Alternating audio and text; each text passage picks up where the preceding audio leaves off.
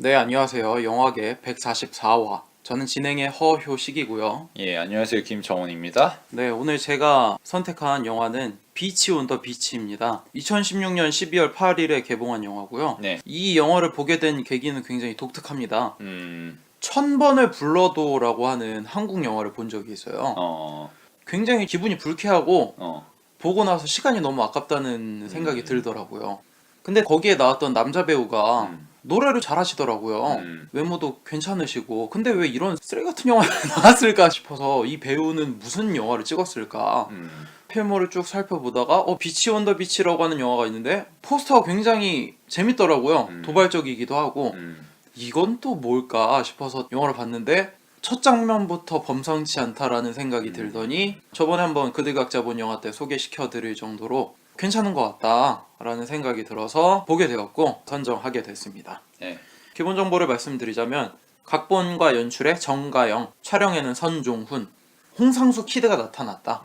홍상수의 여자 버전 뭐 이런 댓글들이 굉장히 많았고 불편한 것 같다. 가볍다. 질이 멸렬한 소재다. 이런 댓글들도 있었는데 가장 재밌었던 댓글이 착한 여자는 천국에 가고 나쁜 여자는 홍콩에 간다.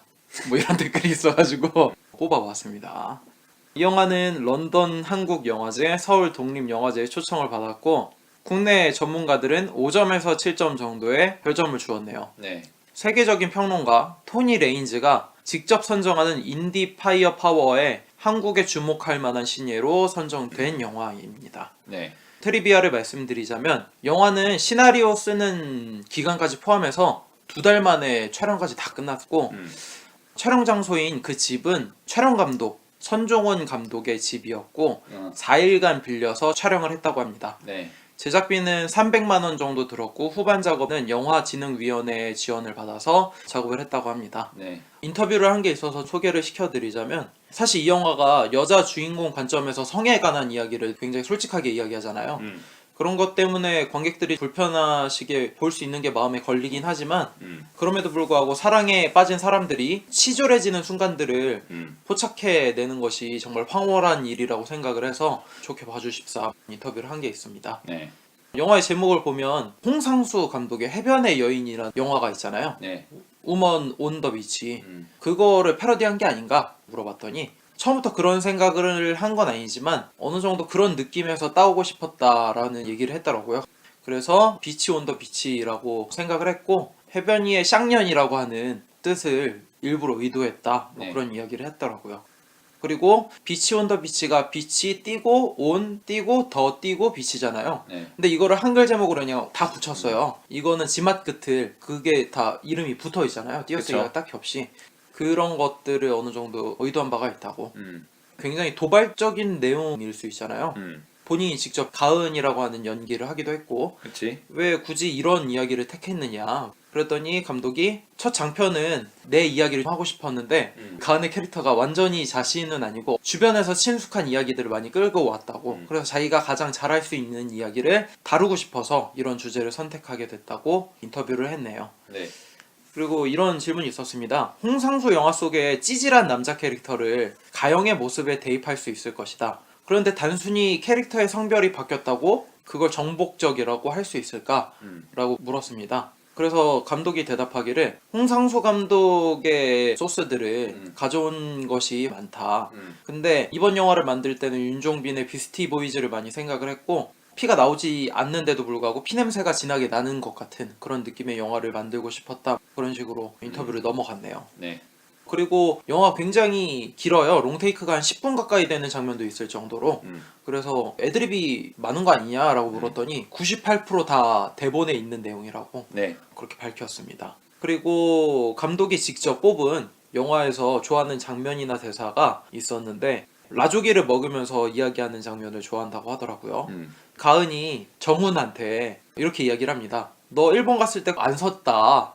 정훈이 내가 언제 안 섰냐고 다투는 장면이 있었는데 그때 애드립이 있었다고 하더라고요. 그 장면이 가장 재밌었던 장면이라는 생각이 들고 딱히 영화를 통해서 메시지를 전달하고자 한다든지 의식을 넣어주고 싶다든지 뭐 그런 거는 의도한 게 전혀 없으니까 재밌게만 봐줬으면 좋겠다 뭐 이런 이야기를 했습니다. 네. 그 정도로 트리비아를 밝히면 될 것 같네요. 다음은 연출, 각본, 주인공인 가영 역할의 네. 정가영. 비치 온 더 비치가 첫 장편입니다. 네. 근데 단편 영화가 꽤 많이 있어요. 간밤의 꾼꿈, 처음, 혀의 미래, 피크닉, 캐스팅, 술 마시기 좋은 날, 내가 어때서, 그리고 밤치기라고 하는 작품이 부산국제영화제에 상영을 하고 아직 극장에는 개봉을 하지 않았습니다. 네. 어쨌든 두 번째 작품이 나왔다는 거.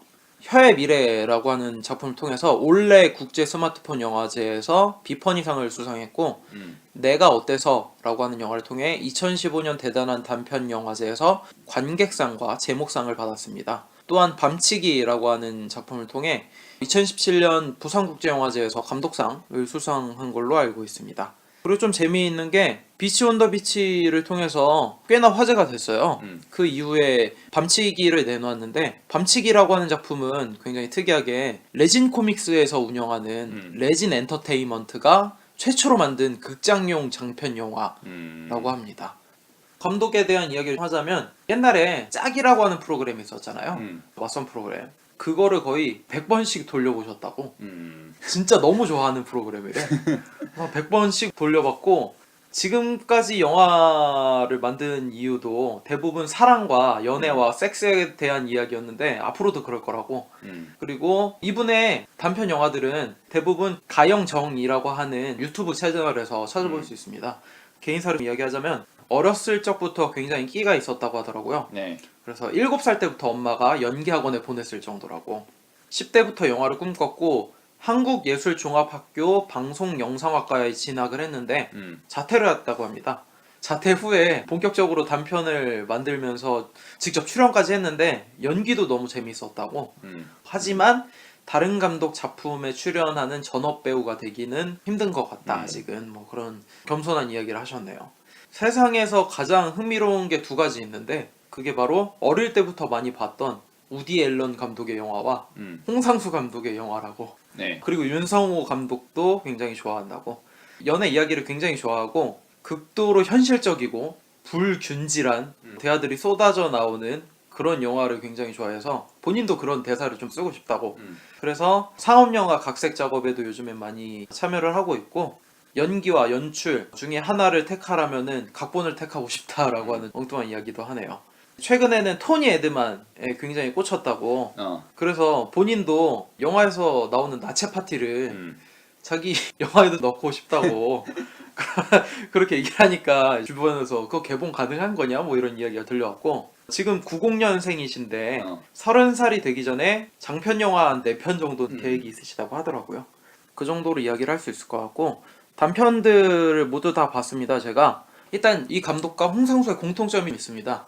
이성관계에서도 이제 막 시작하는 단계, 그리고 시작 중인 단계, 또는 연인인 사람을 뺏으려고 하는 관계, 또는 그 후에 일어나는 이야기들, 그런 연애에 관한 이야기를 단편에서 모조리 다루고 있고, 소재로는 꿈에 대한 이야기, 죽음에 관한 이야기, 첫 경험에 대한, 그러니까 첫 경험이라는 게 뭐 여러 가지 의미에서 첫 경험의 의미가 그렇게까지 중요한 것인가, 뭐 그런 관념적인 이야기, 그런 것들이 굉장히 잘 포함되어 있어서 이 사람이 누가 봐도 홍상수를 좋아하는 사람이겠구나라고 떠올릴 수 있을 만큼의 그런 취향을 내포하고 있더라고요. 이번 장편에서 그런 자신의 감독관, 세계관들을 좁혀낸 부분이 있더라고요. 단편에서 보여줬던 여러 가지 에피소드랄지, 본인이 생각하는 인간 본연의 외로움이랄지, 뭐 욕망하는 거랄지, 그런 것들이 단편에서 드러났는데 이번 장편에서 자기가 하고 싶은 얘기를 잘 추겨내지 않았나, 뭐 그런 생각을 좀 해봅니다.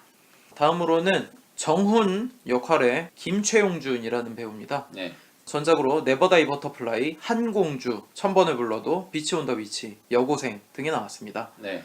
네버다이 버터플라이 빼고는 제가 다 봤어요. 이분 영화를. 당황스러웠습니다. 항공주에서 폭력을 행사하기 싫었는데 어떻게 친구들한테 이끌려서 결국 그런 배우였는데, 이야기를 좀 하자면 일단 88년생이에요. 근데 굉장히 동안입니다. 그래서 그런지 학생 역할을 많이 했어요. 또는 20대 초반의 역할을 많이 했고, 노래를 굉장히 잘하십니다. 1000번을 불러도 라고 하는 그 영화를 제가 봐서 했잖아요. 노래도 굉장히 잘하고 연기도 잘하시는데 영화가 똥 같아서 괜찮은 배우인데 왜 이런 영화 나왔을까 싶어서 다른 영화를 좀 찾아본 거거든요. 내가 잘 본 게 맞나 싶어서. 근데 비치 온 더 비치에서 연기를 잘하셔서 그 정도 생각만 했고, 황공주는 공개 오디션을 통해서 합격을 하게 되고 연기를 하게 됐다고 합니다. 그리고 황공주를 처음으로 스크린으로 접했을 때 굉장히 쇼크받았다고. 내용이 너무 충격적인데 본인이 하필 동윤이라고 하는 역할을 했었기 때문에 연기하면서 굉장히 죄책감이 심해가지고 트라우마에 빠졌고, 그리고 공주 집에서 선풍기 씬이 있잖아요. 그 장면은 30번 정도 찍었다 뭐 이런 이야기를 했다고 하더라고요. 그리고 황공주를 찍으면서 천우희 배우랑 많이 친해져서 뭐 도움도 많이 받았다고 합니다. 그리고 현재는 군인이십니다. 네, 지금 군인이세요. 그래서 얼마 전 군악대 행사에 참여해서 공연을 한 게 인스타에 올라왔더라고요. 빨리 제대하셔서 좋은 연기를 봤으면 좋겠습니다. 일단 집에서 배우 하는 거를 달갑게 생각하지 않았다고. 특히 아버지가. 그런데 여름의 잔해라고 하는 작품을 찍고 아버지가 보셨는데 그래 한번 해봐라 이렇게 얘기를 해주시고 황공주를 그 다음에 바로 찍었는데 그 작품을 보자마자 굉장히 강력하게 밀어주셨고, 어머니가 너 성공할 거라고 그렇게 이야기하시고 아버지도 나는 너 믿는다 지지를 했다고 하더라고요. 네. 개인사를 좀 이야기하자면 태어나서 8살까지 영국에 있었다고 하더라고요. 그리고 한국에 왔다가 중학교 때 다시 영국으로 가서 졸업을 했다고 합니다. 중학교 때는 캔터베리에서 살았다고 하는데 캔터베리. 네, 새들어서 살았던 곳이 올랜드 블룸 집이었다고 하더라고요. 근데 뭐 이렇게 인사를 하고 뭐 그런 것까지는 아니었고 뭐 하여튼 그랬다고 합니다. 그냥 유적지인 거지. 네. 김채용준 씨의 취미가 굉장히 많은데 서울시 대표로 권투대회에 나가서 은메달을 목에 걸었다고. 네. 복싱왕이야? 네, 운동을 굉장히 좋아하신다고 하더라고요.